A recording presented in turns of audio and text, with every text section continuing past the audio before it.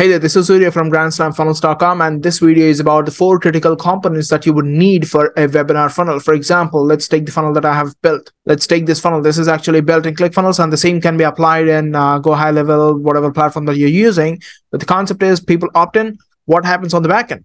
So let's get started with that. So from a 30,000 foot overview, these are the 4 stages that the customer or the lead should be walking through as they opt in.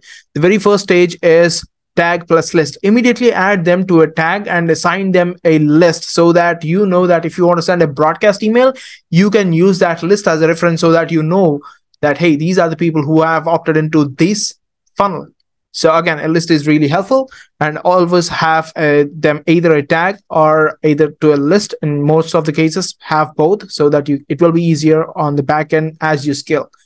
Second thing is delivery sequence. As soon as they opt in, give them what they have delivered. For example, if they, in this case, let's suppose a webinar, give them the webinar. Just because they are watching the webinar doesn't mean that they are going to watch it completely, right? So always have a follow-up sequence, not a delivery sequence of the webinar saying that, hey, here is what I promised.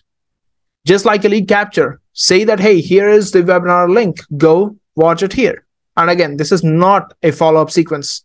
That is another sequence. I'm just saying that have 1 to 2 emails dedicatedly being sent saying that, hey, this is what you opted in for, get it access. You can get access to it here. And the third step is follow-up sequences. Just because you have a webinar and just because you have a call to action button doesn't mean that everyone is going to click it, right? Only top 3% of the people are going to click on the call to action, and 1% of the people are going to schedule a call, which means that 97% of the people are not going to schedule a call. And if you're running ads, you already almost paid for them as well, right? So always have follow-up sequences, have with the intent to book a call, or in that case, buy a offer that you have, or book a call, whatever you have on that page. And the fourth stage is sales team sequences. Just because you have a call to action doesn't mean that everyone is going to schedule a call or take or buy the offer. And again, you still have follow-up sequences, and you do not want to leave people buying your offer or people taking action on your offer to choice, right? So always have sales team sequences where sales team or your closers or your setters would get notified either through text, to Slack, whatever integrations that you have on the back end, so that they can reach out to prospects before the prospect actually takes action. The faster this scenario is, the better it is for you.